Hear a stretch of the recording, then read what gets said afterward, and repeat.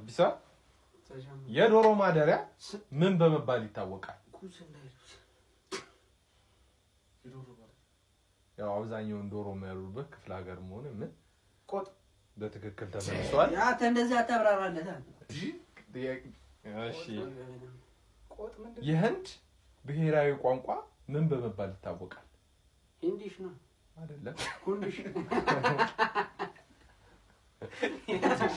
ከእውቀት ነፃ ሂንዱስታኒ በመባል ይታወቃል። አይ ኦልሞስት እኮ ደርሻለሁ።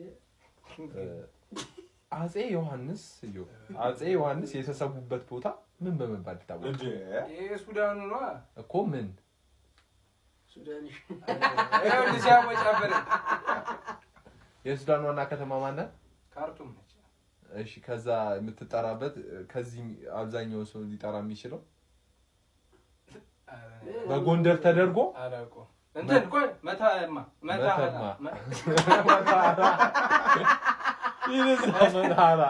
ደርሻለሁ። በቃ መታራ ይነበር መተማ ኦኬ። የኢፌዴሪ ህገ መንግስት አንቀጾች ስንት አንቀጾች አሉት?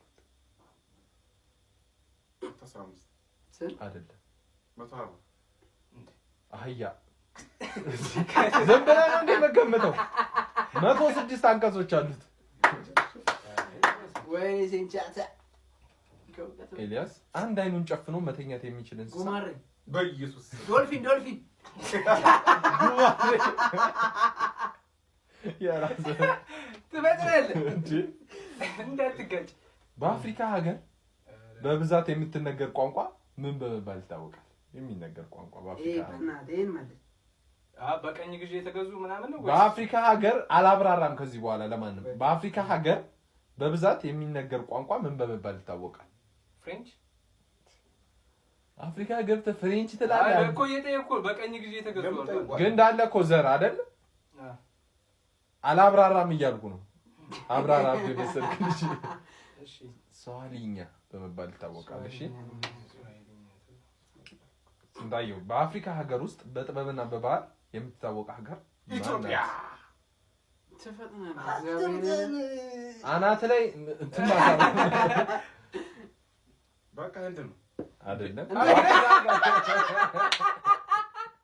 አፍሪካ ሀገር እየተባለ ህንድ ትላለህ አንተ ጮማ ራስ። እሺ ቀጥል። ህንድ ቡርኪና ፋሶ ትባላለች። እሺ ቡርኪና ፋሶ ራስ። እሺ በአፍሪካ ሀገር ተመሳሳይ ጥያቄ። በአፍሪካ ሀገር የተማረ ዜጋ ያለባት ሀገር ማን ናት? ሚሻል ነው እንግዲህ በብዛት የተማረ ሀገር ኬንያ። አለባካችሁ ባካችሁ አይደለም። እሺ ቀጥል። አንድ ድል አለ። በብዛት የተማረ ያለባት ናሚቢያ ይሞላል ኩንዲ ኢኳቶሪያል ጊኒ በመባል ይታወቃል።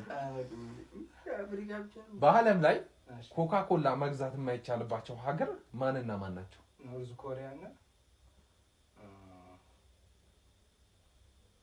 ቻይና።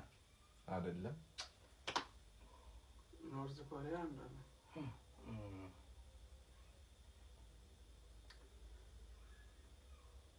ሰዓት አልቋል። ሰሜን ኮሪያ እና ኩባ በመባል ይታወቃል። ደቡብ ኮሪያም አልመለሰውም። ሰሜን ኮሪያ ነው ያለው። ኖርዝ ኮሪያ እኮ ነው ያልኩት። የሰሜን ኮሪያ ተመልሷል። የሰሜን ኮሪያው ተመልሷል። አይ ኖርዝ ደቡብ መስሎሽ ነው። በአፍሪካ መኪናን በማሽከርከር የመጀመሪያው አፍሪካዊ ግለሰብ ማን ነበር?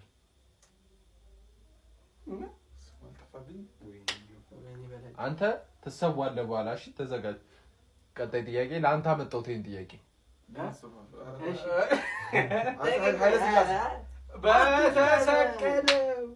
ኃይለ ሥላሴ እኮ አሁን እየተባባሰ አጼ ምኒልክ አንተ ምን አይነት በኋላ ትሰዋለህ። አጼ ምኒልክ ካልመለስ ትሰዋለህ። አጼ ምኒልክ መንግስቱ አይደል? በመንግስቱ ጊዜ ላንድ ክሩዘር ነበር እኮ እሺ ቀጣይ ጥያቄ በአፍሪካ ውስጥ ከስንት በላይ ቋንቋ ይገኛሉ? በአፍሪካ ውስጥ ከዚህ በላይ ብለህ ልገምት ትችላለህ ኢትዮጵያ ውስጥ ስንትና ስንት እኮ። ስለዚህ ገምት። ከሺህ በላይ ትክክል ነው፣ ተመልሷል። ከ1000 በላይ ነው። የእውቀት አባት ይሉኛል። እሺ የመጨረሻው የኢትዮጵያ በብዛት ኢትዮጵያ ውስጥ በብዛት መጠሪያ የሆነ የወንድ ስም ምንድን ነው? ኢትዮጵያ ውስጥ መሐመድ አይደለም። የወንድ ስም? አዎ ያቀለልኩልህ ወንድ ብዬ መጠሪያ ስም ነበር፣ ግን የወንድ አደረኩልህ። አበበ አይደለም አህመድ አይደለም። ተስፋዬ በመባል ይታወቃል። ኧረ ዝም በል። ከመሐመድ ይበልጣል ተስፋዬ? ተስፋዬ በመባል ይታወቃል። አየሰው በቃ ጥያቄ የቃል አጋኖ ተቃራኒ ምን በመባል ይታወቃል? ትምህርት ተሰላቅ በትክክል ተመልሷል። ይቻላል ስለምንችል